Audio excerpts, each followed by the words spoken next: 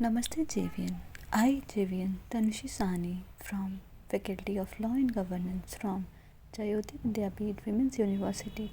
I'm going to teach you a lecture on banking. What is the history of banking? When was it made? This is under the subject of banking and insurance law, which is applicable to LLM second semester. So, basically, banking in India forms the base for the economic development of the country. There are many major changes made in the system and management of banking that we are seeing from many number of years. Now, what happened basically? The history of banking in India checks a various strategy, and it has been further divided into various types of phases. The first phase can be the phase 1, that is the early phase which lasted from the year 1770 to the year 1969. Then comes the phase 2, that is the nationalization phase which lasted from 1969 to 1991. Comes the phase 3, the liberalization or the banking sector reforms phase, which began in the year 1991 and continues to flourish till today. That is, it's applicable till now. Now, through a flowchart, I'll explain you the history of banking. On one side, we'll presume the pre-independence period, that is the 1786 to 1947, and next is the post-independence period, that is 1947 to till date. It is further classified into pre-nationalization period, post-nationalization period and liberalization period. Pre-nationalization period involves the year 1947 to 1969. Post-nationalization period involves 1969 to 1991, and liberalization period involves 1991 to till date. Now, moving further, pre-independence period, that is classified as 1786 to 1947, there was the first Bank of India called as the Bank of Hindustan, which was established in the year 1770, and it was located in then capital termed as Calcutta. However, this bank failed to work and it ceased its operations in the year 1832. Now, during the pre-independence period, over 600 banks it had been registered in the country, but only a few managed to survive. Now, following are the baths of Bank of Hindustan or the various other banks which were established in the year. They were the General Bank of India. It was from the year 1786 to 1791. Then comes the Awadh Commercial Bank from the year 1881 to 1958. Then comes Bank of Bengal, that is from 1909. Then comes Bank of Bombay, it's 1840. Then comes Bank of Madras, it's 1843. During the British rule in India, the East India Company had established three banks: Bank of Bengal, Bank of Bombay and Bank of Madras, and called the Presidential Banks. These three banks were later merged into one single bank in 1921, which was called as the Imperial Bank of India.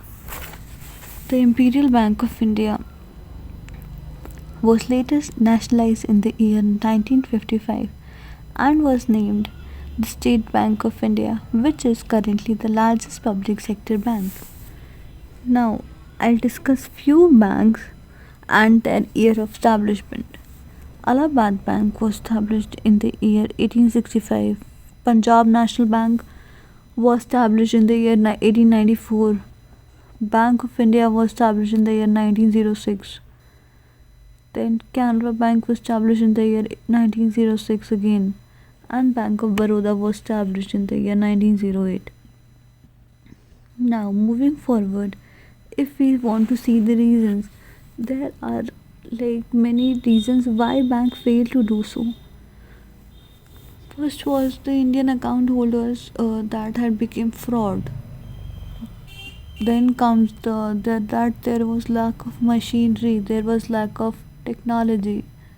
Then, as we are humans, we definitely commit errors, and this was very much time consuming. Then comes only fewer facilities army provided to them. Then comes lack of proper management skills. Now, moving forward to the post independence period, it is from the year 1947 to the year 1991, right? At the time when India got independence, all the major banks of the country were led privately, which was a cause of concern, as the people belonging to the rural areas were still dependent on money lenders for financial help or for financial assistance. With an aim to solve this problem, the then government decided to nationalize the banks. These banks were nationalized under the Banking Regulation Act 1949, whereas the Reserve Bank of India, that is the RBI, was nationalized in 1949. Now, following it, there was some formulation of the State Bank of India in the year 1955, and other 14 banks were nationalized between the time duration of 1969 to 1991. These were the banks whose national deposits were more than 50 crores. Now, we'll discuss a list of 14 nationalized banks in the year 1969. Rather, 14 banks nationalized in the year 1969. First is the Allahabad Bank, then is Bank of India, then comes Bank of Baroda, then comes Bank of Maharashtra, then is Central Bank of India, then comes Canara Bank, then is Dena Bank, then is Indian Overseas Bank, then comes Indian Bank, then is Punjab National Bank, then comes Syndicate Bank, then is Union Bank of India, after that there comes United Bank, then comes UCO Bank. Now, what happened basically in the year 1918, another 6 banks were nationalized, taking the number to 20 banks. These banks also included number 1, the Andhra Bank, then the Corporation Bank, then the New Bank of India, then comes the Oriental Bank of Commerce, then comes Punjab and Sindh Bank, and last was Vijaya Bank. Now, apart from the above mentioned 20 banks, there were 7 subsidiaries of SBI which were nationalized in the year 1959. First was the State Bank of Patiala, second was the State Bank of Hyderabad, then comes the State Bank of Bikaner in Jaipur, then comes State Bank of Mysore, then is State Bank of Travancore, then comes State Bank of Saurashtra, and the last is the State Bank of Indore. Now, what happened? All these banks were later merged into SBI, that is State Bank of India, in the year 2017, except for the State Bank of Saurashtra, which was merged in the year 2008, and SBI, like State Bank of Indore, which was merged in the year 2010. Now, we'll see that what is the impact of nationalization, right? So, according to you, what is the impact of nationalization on the banks?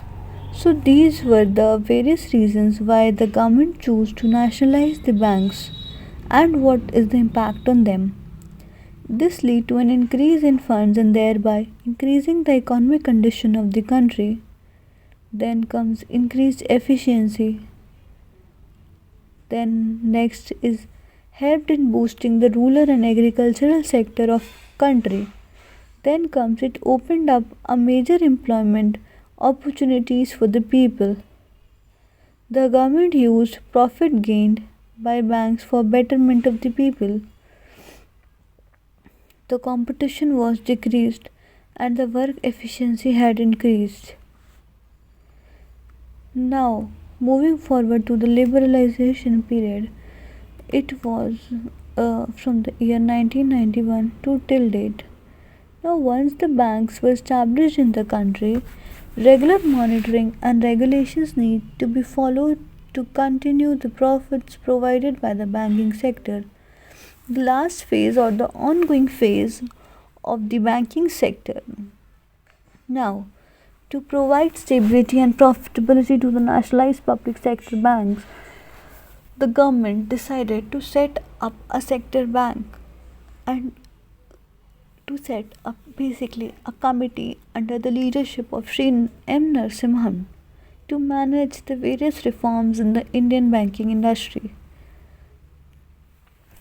The biggest development was the introduction of the private sector banks in India. RBI gave license to 10 private sector banks to establish themselves in the country. First is the Global Trust Bank, then is the ICICI Bank, then is the FGFC Bank, then is the Axis Bank, then is Bank of Punjab, then is Industrial Bank, then is IDBI Bank, then comes Times Bank, then comes Development Credit Bank. So, now what are the basic measures, the steps taken? It includes setting up of branches of various banks in India. Then it's like no more nationalization of banks could be done.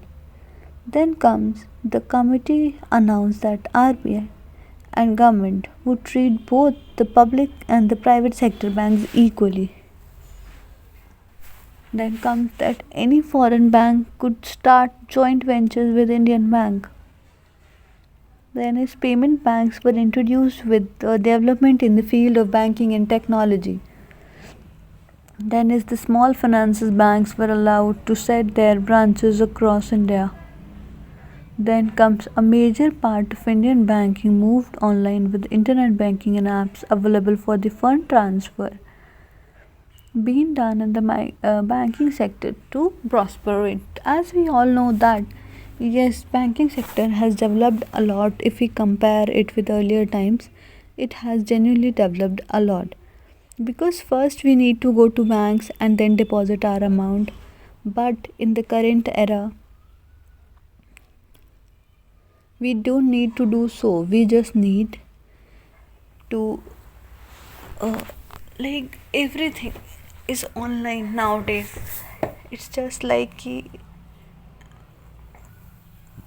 we do need to surf online and start net banking, as net banking is providing further details, all the details of the transactions online. So basically it's as the banking sector is increasing, the country is increasing, and directly indirectly it's in the welfare of the people, it's in the general interest of the people, it's for the benefit and betterment of the general individual.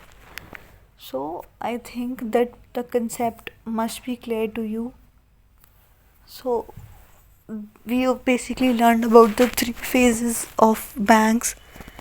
What is post phase, what is pre independence phase, then is what is pre nationalization, then is what is post nationalization, and then last comes the uh, liberalization period, right? So we learned different phases and dates and which were banks were involved and which was not involved. As we all know that it is further classified into 3 or 4 phases basically, so we need to learn. And in MCQs and even LLM or even higher sector, higher education, the question is asked then when was RBI established. If you are giving the exam of IDBI bank or special bank officer, lower bank officer, and IBPS, so in those exams you will definitely get questions from your this banking and insurance law. So before studying you must be aware of all the details regarding it and study it clearly and understand the concept very well, that in which year which bank was established. I think it must be clear to you. Thank you, one and all.